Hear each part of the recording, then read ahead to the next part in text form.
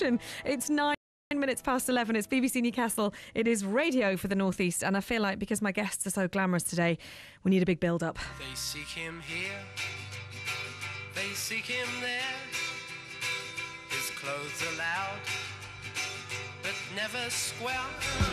They come running from the back as they can, 'cause every girl crazy about a short dress man. Fashion, turn to left, fashion, turn to right. Fashion. Ladies with an attitude, fellas that were in the mood. Don't just stand there, let's get to it. Strike a pose, there's nothing to it. Vogue. Oh yes, and I can remember the rap, but I won't embarrass myself and do the rap.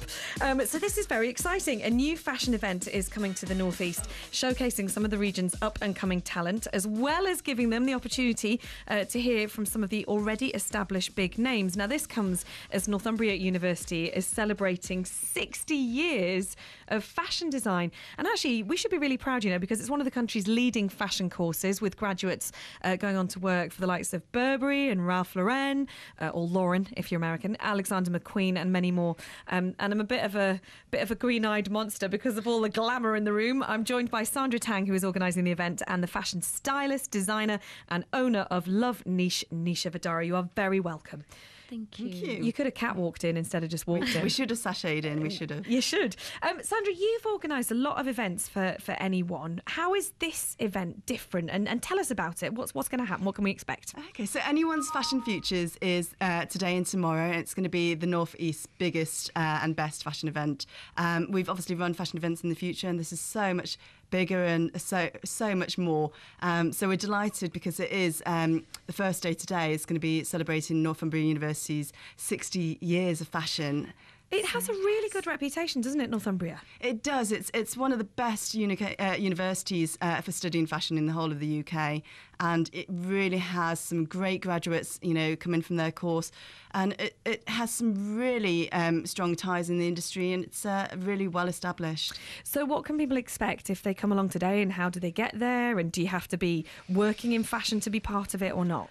So today is going to be the catwalk through the day at the Baltic Centre of Contemporary Art, and it's going to be a great catwalk show. I'm very disturbed that you didn't ask me to model. Oh, well, we couldn't afford you. You couldn't release you from your Armani contracts. That's the reason, Anna. The balaclavas, that's what I usually get to model. Yeah, so there's going to be a big fashion show. Yes, it's going to, every year it's always stunning, but this year, obviously, it's 60 years, a really big celebration, and the student collections are just divine.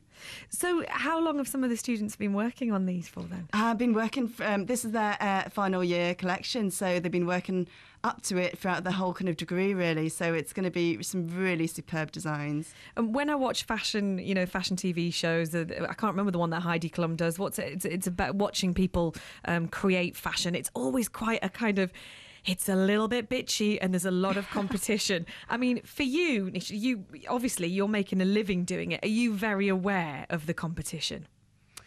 Yes, but I know what's happening in the Northeast, but there's not a lot of competition, I would say, for what I do, which is quite nice. So just explain to us what your site is and your shop is. So I'm a fashion stylist and a designer. I opened Love Niche Studio in Newcastle about 2 years ago, and it kind of happened on demand of my clients while I was personal styling my clients. They would want an outfit where we would say, you know what, we need to accentuate your shoulders, and I wish I can find a top which has got more detail on the, on the top area. And I said, I wish I was, I could just make you one if I was in India, because my mom's a designer in India, and she's got a production unit. And it was a lot of my clients that started saying, well, why don't you do that?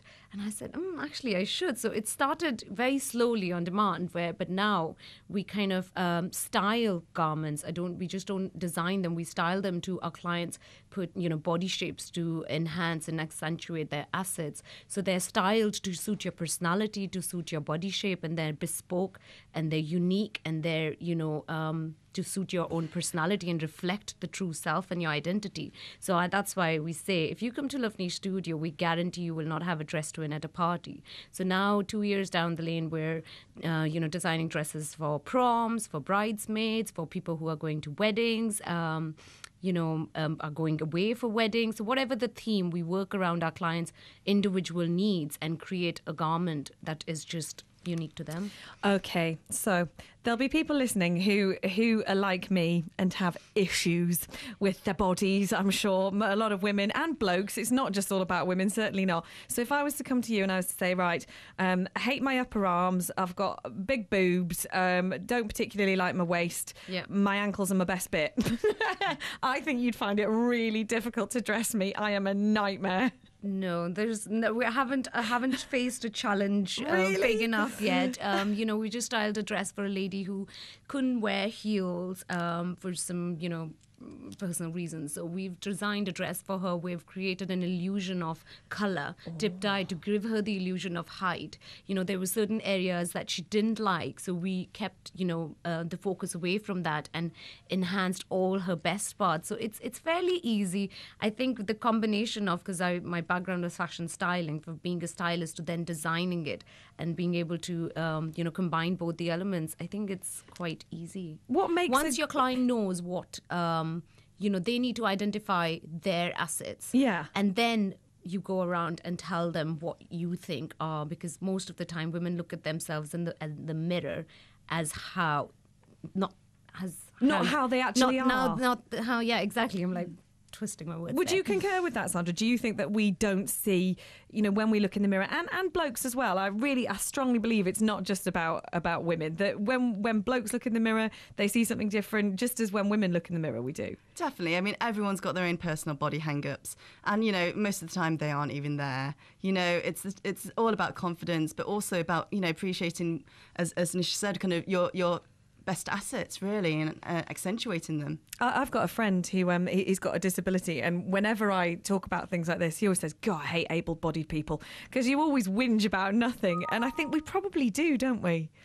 Well, we do get a lot of women who would, constantly talk about the same issue all the time, and we have to tell them, you know what, I hear it all the time, but you need to just look at yourself in the mirror and remind yourself that that's not how people see you. The first thing you look at yourself in the mirror is look at your fat arms, but you don't realize that people don't look at it that way, And it's where you wear your sleeve, where does the sleeve length end, that's very important. So when you come in the studio, we kind of give free styling tips to our clients, and then they kind of keep it in their head. And then when you go out shopping, once you've had like a personal styling session, you hold on to those thoughts, and then you will never have an impulse buy, because you know what suits you and what you should buy and what you shouldn't.